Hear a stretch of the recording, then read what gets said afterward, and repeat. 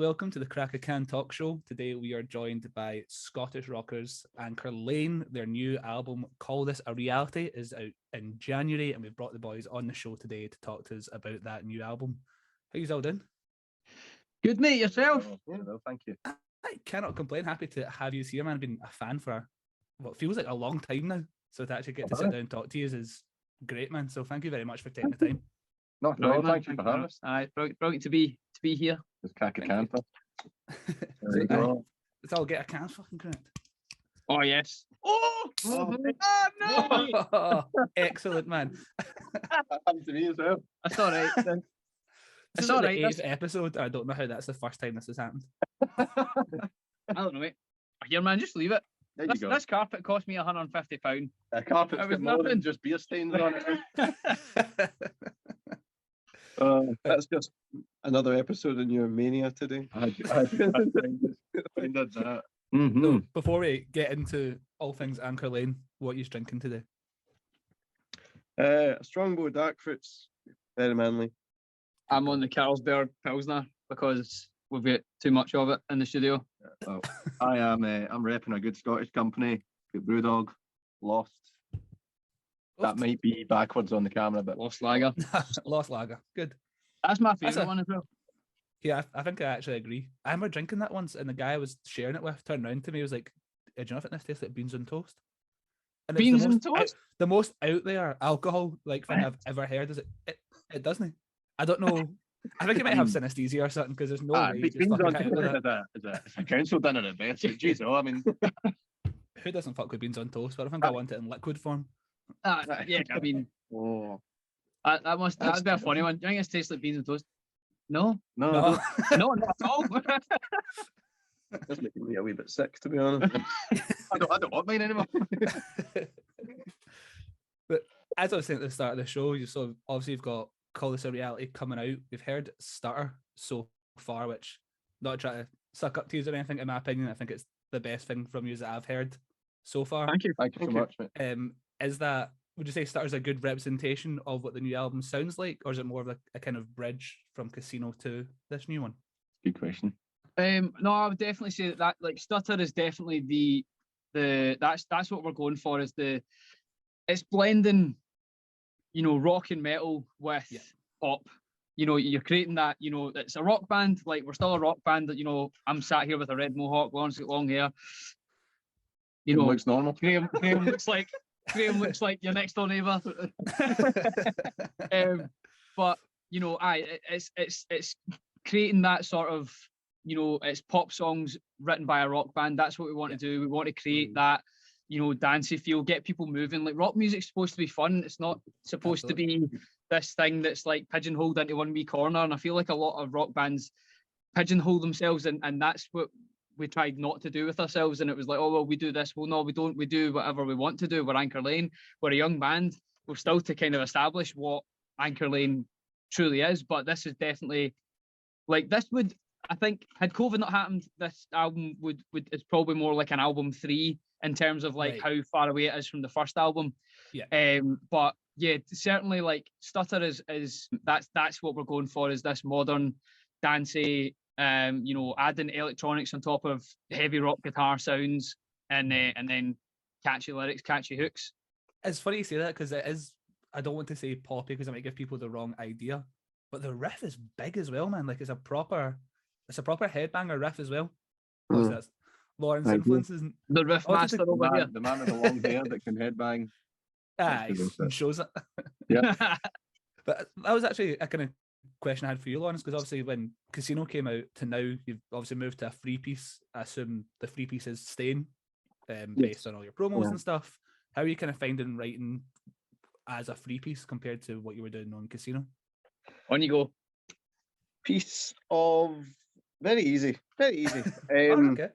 Yeah, no, like there's less people to please, and we all like similar kind of stuff. We have a lot of common ground, if you will. So writing stuff is very much it's just kind of strength and feels really natural, feels really positive, and it's kind of like, I've got this idea, and we just hit it off one another. that works both in the music and in the kind of practical, non-musical stuff about being in a band as well. It's just kind of feels like one of those things, and did feel like one of those things quite instantly. It's just meant to be. Yeah. I think the thing about being a three-piece as well, in terms of the writing, is that Lawrence won't say this, but I'm going to say it for him. With Lawrence being with the sole stringed player a lot of the time, he can write things for himself, and he doesn't have to worry about me learning it or a bassist learning it, because if anyone knows Lawrence, they know how much of a monster player he is. And sometimes you would come to me with parts going, "Oh, can you, like, okay, you got to play this," and I'm like, "Lawrence, man, like, you're really like pushing the boundaries on what I'm actually capable of. Like, I'm a caveman guitar player. I'm not this guy." So you were able to, like, when we became a three-piece, Lawrence was able to just come in and go, "Oh, I've got this idea," and I'd be like, "Yeah, man, you can just run with that." Yeah. That must be a good situation to be in. Like, just that kind of creative freedom, I guess, to just, you can come up with the most insane riffs you want, and that's nice. It doesn't put you under that pressure as well.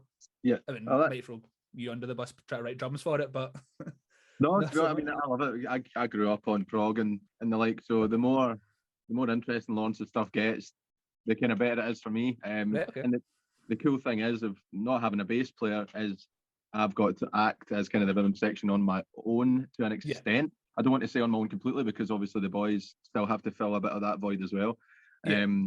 So that's definitely been something that's I think actually worked well for us, because I find that I work well on more guitar parts because I think what we were going for, you can get away with the bass being more of a support, which it kind of that's its main role, I suppose. But using with a three-piece, the drums have to be quite interesting to be able to grab folk, and Lawrence's riffs obviously help with that. It's a bit easier to write parts to stuff that's already interesting without having to kind of search for something and be like, you know, the Lars Ulrich, that's stock. It's so stock.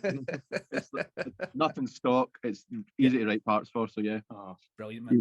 You took me with that reference. I think everyone went, all the guitarists now. Oh god. Look, I work in the catty, man. Don't worry, I got that reference straight away. Obviously, like, so this new album is out in January, but Casino also came out in January. It was January 2020, and obviously we all know what happened. When, obviously, I feel like every band I've spoken to, they've all had a different take. So you've just brought out your debut album. People are loving it, go straight into the rock charts, you tour non-stop, and then all that just stops. What did you do over that time? Did you go straight back to writing, or did you kind of take a bit of a break? What did you do with those like 2 years you lost, really?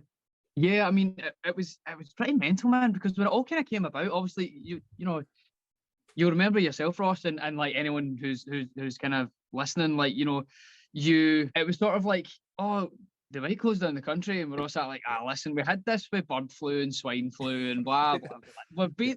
They keep saying that it's not going to happen, and then it was like, it actually happened, you know, and we're all locked in our houses, and I remember it was like, we were supposed to be preparing to go on a tour or go and do something. I remember we just all kind of sent an email to our management team, and we were just like, listen, this is all getting a bit serious. You know, we've all got, you know, loved ones that we've got to look after and stuff like that. We're going to be leaving the studio on this date. And we'll just kind of see how it was, because mind it was going to be only 2 weeks.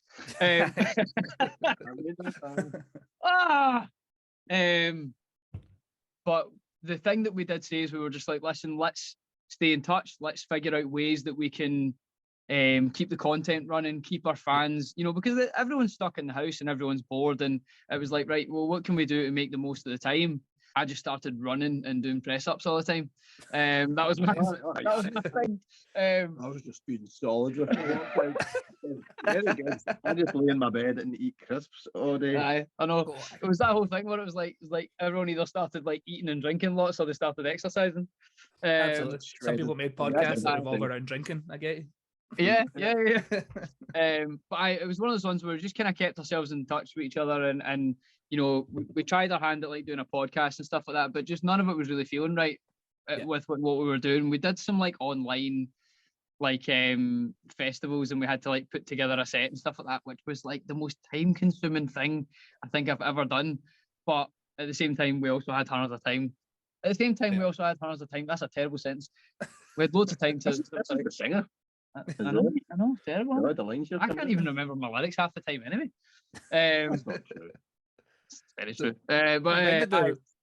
So when did the writing for this album start then? Mark and Lawrence, because Lawrence mainly came in with the idea and then we kind of ran with it from there. So when would you say you started writing? It was, I think when you joined the band was the kick that made it happen. So that was October 2020. October 20, yeah. And at that point, that was just kind of like, okay, new juice, let's go. And we just started putting them together.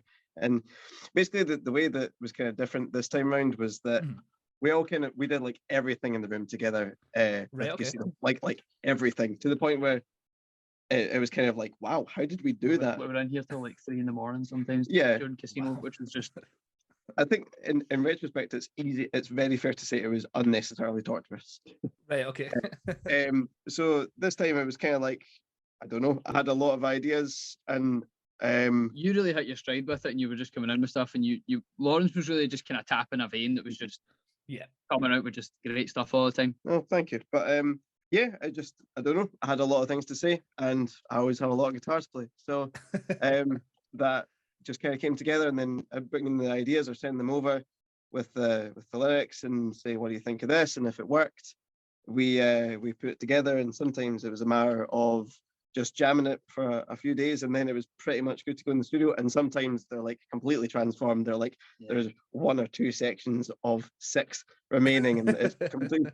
And we listen back to the early stuff and go, oh god, that's what's the word? Shite. So there's a song in the album called Sycophant Disorder, and that was definitely the one that we were trying to like make that work so much, and it got to the point like, oh, we might just have to like. It was a really good. It was such a good idea. It made it on the album, but like at the time, it was kind of like touch and go. And we had to like rewrite the verses. Graham went away and rewrote verses. Yeah, that's how hard this song was to write, that the drummer went away to try and write the lyrics for it, which is never a good idea. We were just sat there like, can I get it? And like, I think me and Lawrence were just like, we have no idea where to go with this. And Lawrence just went, Graham, go away and just have a fresh take at this. Just no wrong answers kind of thing. And you were like, I don't write lyrics. And came in and we were like, mate, it's perfect. Yeah, that's what we needed. Look. Yeah, that's exactly what you're wanting, man. But then Stutter was one of those ones that came together quite easily, and there was barely any. Same with Another Soul. It was there's a couple of songs where Lawrence would send in the part, and immediately I've gone, yep, that's ready to go. Just put parts on it, and we're good. Yeah, Stutter was brilliant, man. Because I remember we were in the studio, and we only had like a few more days in the studio before we were doing pre-production.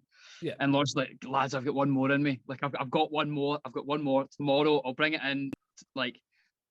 It'll be here kind of thing. And I remember you brought it in and we were just like, yeah, man, this is get something to it. From the first time we played it, it was just like, this is going to do things.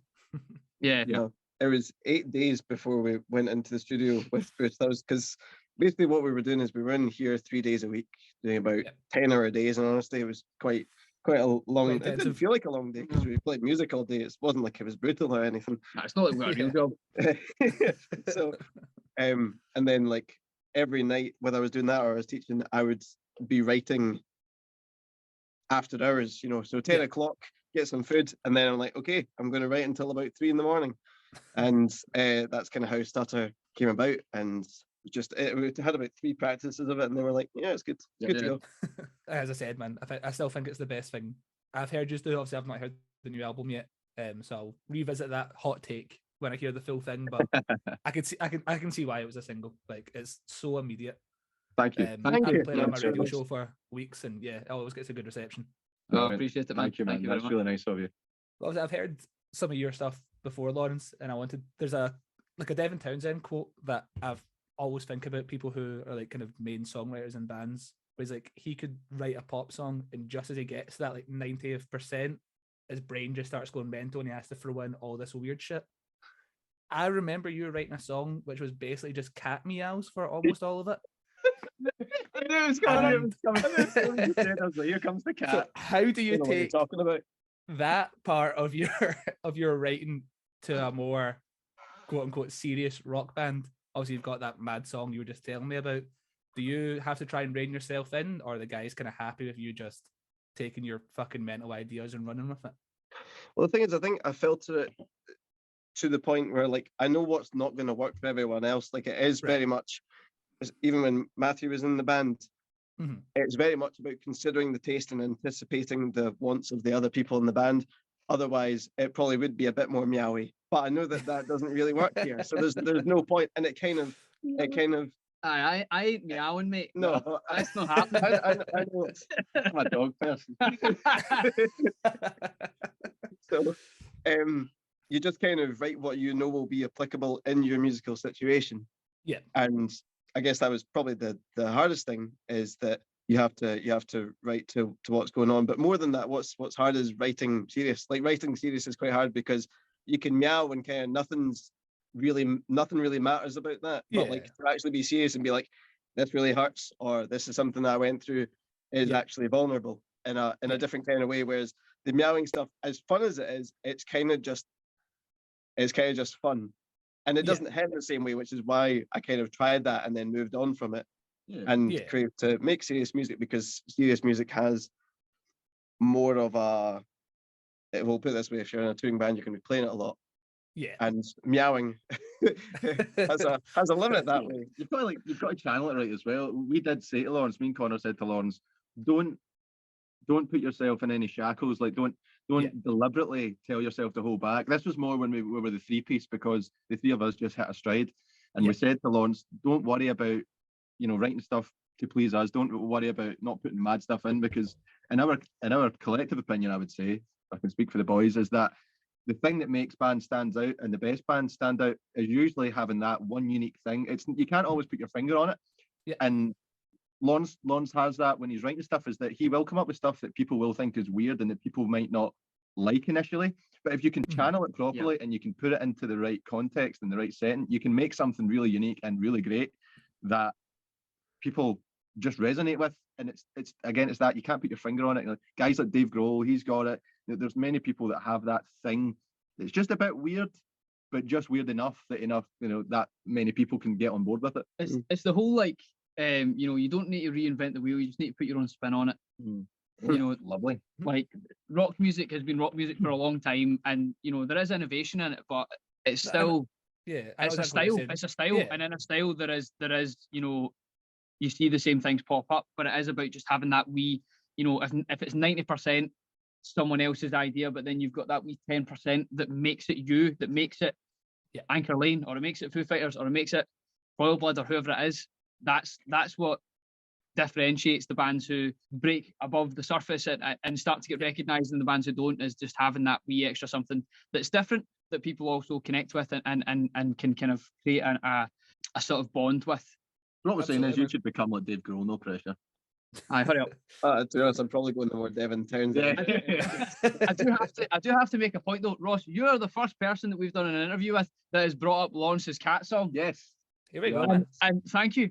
You're welcome. I did my research, don't worry.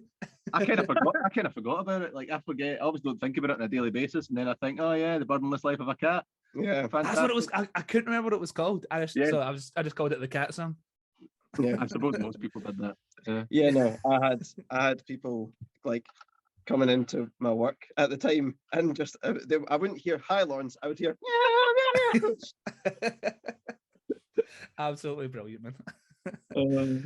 You had like such a big year. I know in the past you played like Isle of Wight and stuff. You played Download this year. You've done Download, so what's the aim for this kind of album cycle? What's the big goal for you? Yeah, I mean, Europe would be amazing. That's kind of a big. It's so difficult as well for bands now going to Europe because of Brexit. But Europe would be amazing. There's a few people that we've spoke to who like know folk who have got festivals in like Norway and Germany and stuff like that. Who they were like, they'd love you guys over there. So we'd love to go to Europe. We'd love to play, like Reading and Leeds. If we could get on Glastonbury, that'd be amazing. But that's a big goal. We'd love to go back to Isle of Wight. Isle of Wight would be amazing. But the main thing for us is just to build upon what we did this year with the new music, with the new material. Maybe go on some tours with some bands that are a bit more in the alternative sound, which is what we're more, you know, moving into. You know, that's definitely a big goal for us, and just in general, just build up the brand of Anchor Lane and create more connections with people up and down the UK. And if we can get into Europe, amazing. But it's just about building upon what we've already done in the last year. We've worked really, really hard this year. We've been on tour like you did the maths, but it's been like, you know, majority of the year has either been being on tour or getting ready to go on tour. Yeah, pretty much. And so it's just been non-stop, which has been amazing, and it's what we wanted to do when Casino came out, and we didn't really get to do that because you know, for obvious reasons that we've already discussed, that we're not going to go over again because it's traumatic. But you know, it's been amazing to be on tour this year and just spread the word about Anchor Lane and gain back the momentum that we lost. Yeah, like obviously that must be a really hard position to be in. What can fans expect from you this year? Obviously, you've got the album coming out. How do you see all that going, say, from now till January the following year? Big question. It is a big question. I think it's as a band. I mean, fans can expect what they've kind of always seen from us, and if they've come to see us, which is extremely high energy. Getting them involved, you know, the camaraderie with the crowd is something we pride ourselves on as well. We see a lot of bands that get on stage and then leave, and that's cool. And you can kind of get away with that when you're a huge band, but people are coming to see you. It's a big commitment, and then you want to spend a bit of time with them. You want to maybe talk to them a little bit, get them going, you know, question them if they're not moving so much. Be like, come on, you know, cajole them into moving a little bit. So I suppose there's that, obviously, the side of the really high energy stage presence and stuff, and then there's obviously this new sound is completely new for us, so I'm like that will develop over the course of the year as well. You know, absolutely, we can change our live show at will when we want now because we're on tracks. So there's a lot of interesting, really exciting stuff that we want to build on. We want to hit all those festivals again that Connor had mentioned, and hopefully on more tours with the band. You know, we supported Skindred last year. You know, those kind of gigs are kind of more what we want to see. Having spoken to the crowd afterwards, that's the kind of, you know, the thing we want to do. So that's at least one thing the crowd, you know, people can expect is obviously the new album, how that's going to come across in these really high octane new live shows. I mean, as a 3-piece, you've got to put on a show. So a lot of stage to fill with just the free. Yes. Usually, unless you get a tiny wee stage, which sometimes happens. But, I mean, the amount of stages we played this year, we were like, thank God we're a 3-piece. Yeah. You're like, it's like a wee box. Yep. Like, how do metal bands do it? Oh, yeah. I did Slipknot there. Oh, no idea, man. I know. Imagine Slipknot on audio. There's I know. 8 of them on that wee stage. Oh, man. Oh, mate, audio was big compared to some of the stages that we were playing this year. Honestly, like we tiny stages with, like, you know, the headline band's gear on it and then our gear on it, and you're just like, hello. Yeah, I think the thing for us is just like build upon what we did, and, you know, everyone coming to see us, enjoying ourselves. You know, we're not going to change. You know, we're just going to be showing off the fur jackets next year when, you know, when all the money comes in. But aside from that, that Carlsberg's getting to your head, mate. I know, mate. One can Dan over here. I'm about there. I can feel it. So what happens when you sit up till 3 in the morning writing riffs? I'm not surprised. Just riffing. Yep. riffing and Strongbone. Yep. But, well, thank you so much for talking to us. Obviously, you guys are out on tour. It's starting at the end of January. You're starting up in G2, and then you're ending 25th of February down in Edinburgh, going all across England. So make sure to grab your tickets. I assume they're on Ticketmaster. Are they on your own website as well? Yep. So you can get them from anchorlanemusic.com. That will give you the links for everywhere, and you can see where we're coming to. 28th of January, we're playing in the G2. That's our album release special show where we're going to be so happy that the album's finally out, and you can come and enjoy it with us, and hopefully we'll see you there, Ross. Yeah, absolutely. I will definitely be there. Well, thank you so much for coming on, guys, and I will see you at that gig. Thank you to all of you for watching. We'll have so much more videos coming in the new year. This was kind of a Christmas special because we wanted to get this out before the album was out. So thank you to all of you as well, and have a great Christmas, guys, and we'll see you in the new year. Have a good Christmas. Thank you, mate. Enjoy.